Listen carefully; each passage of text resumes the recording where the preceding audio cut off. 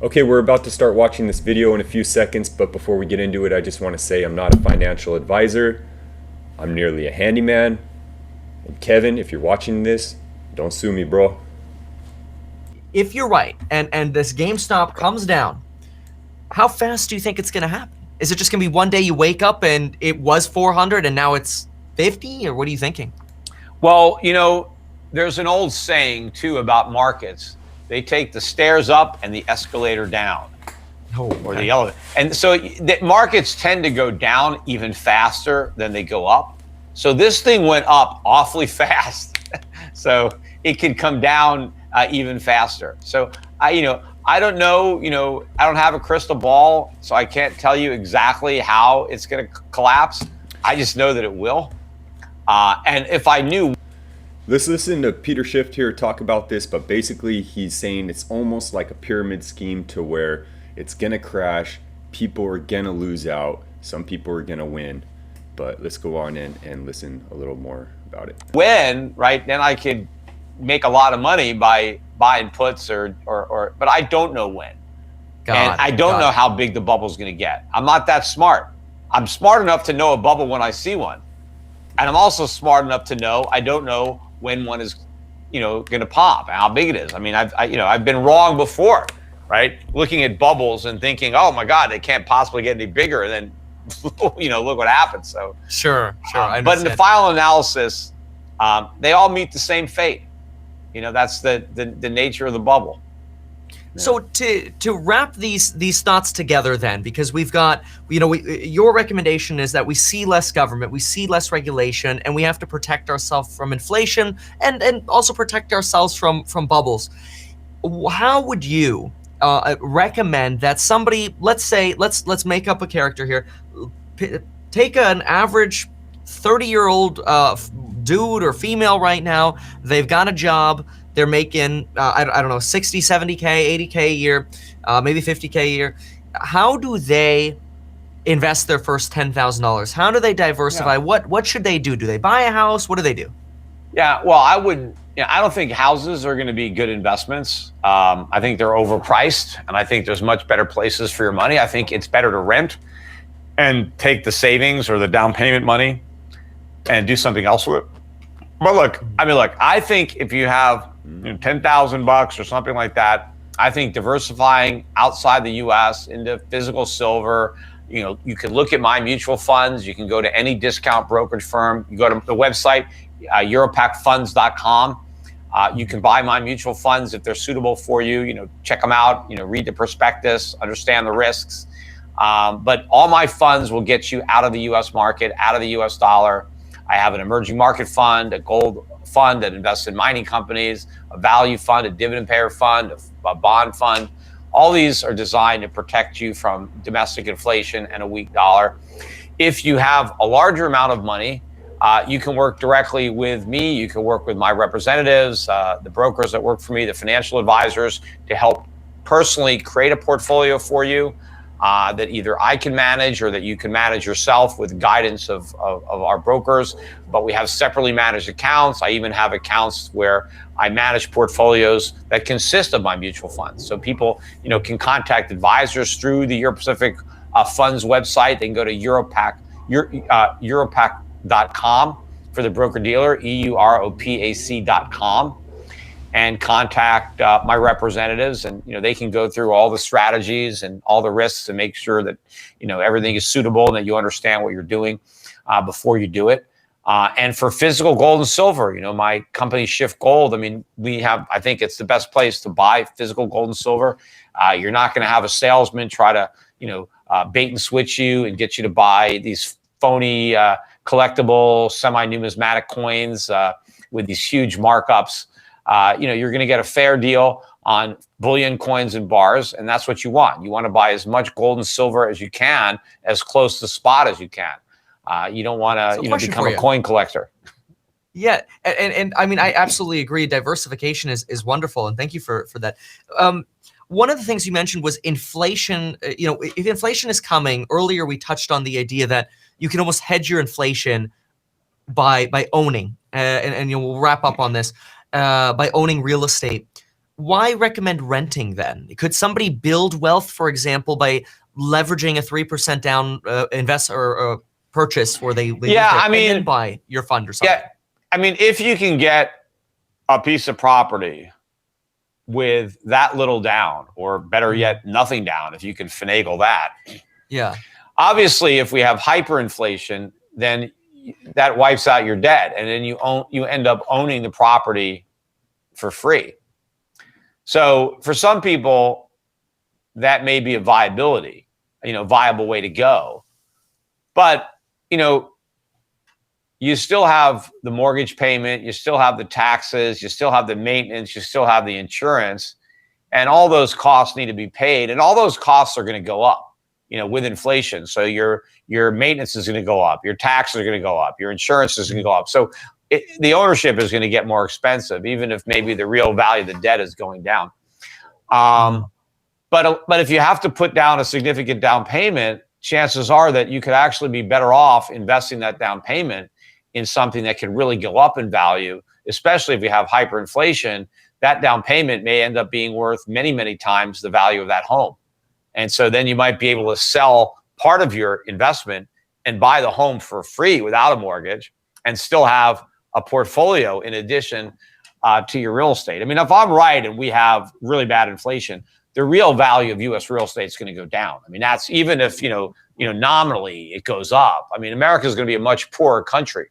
And so real estate in real terms is going to have a much, much lower price. I mean, maybe some real estate, you own beachfront property in Maui where a lot of Japanese tourists want to be. I mean, it's a little bit different, but if you're in the middle of America where the only guy that might buy your property is an unemployed American who's broke and spending all his money on food, how much can you really get for that property, and how much can you rent it out for, to a broke tenant? There was a big thing you said, and I don't mean to keep it going, but that note, that was a big thing. What you just said is that you believe, because usually when I look at real estate, I see real estate as growing on top of the inflation curve, right? That you have some sort of positive spread between inflation and real estate appreciation. You just suggested a potential inversion of that you could essentially have real estate lose value when you adjust it for inflation. Why wouldn't real estate and stocks ride on top of that inflation? Well, think about real estate. I mean, if you have a orderly, moderate rate of inflation, that may be the case.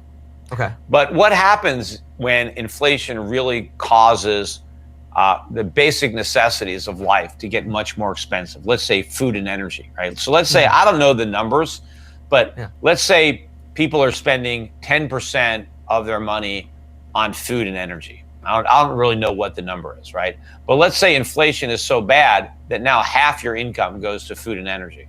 Sure. Oh, crap.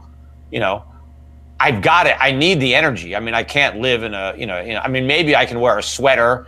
I don't have to turn the thermostat. I can try to find a way to conserve, right? But there are certain things that I'm buying that I need to buy, right?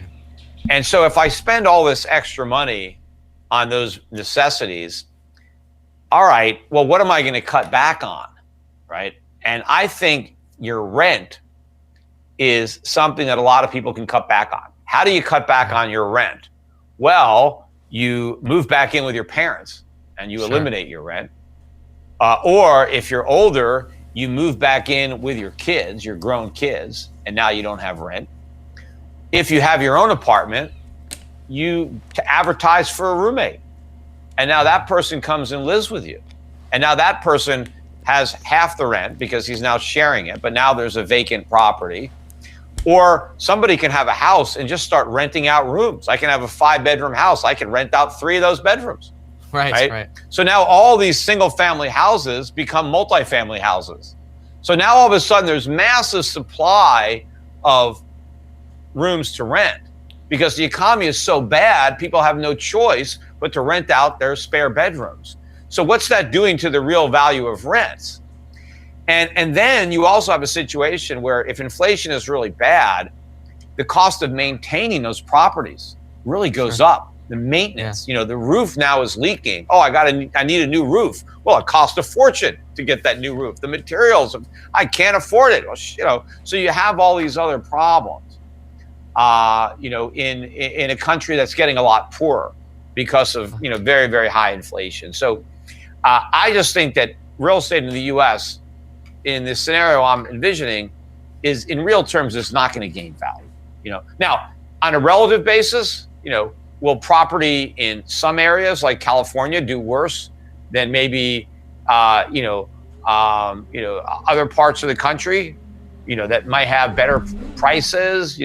Yeah, sure. So on a relative basis, there's real estate, maybe real estate in Texas or wherever, won't be as bad. Maybe the cities are going to get decimated. The real dense urban areas relative to some more remote locations. Very last question on that note then. How much of an impact do you think weather has in real estate values? We look at, for example, Southern California versus Florida, Texas, or even colder climates. Yeah, well, clearly that goes to quality of life. I mean, I'm here in Puerto Rico. It's beautiful weather. Yeah.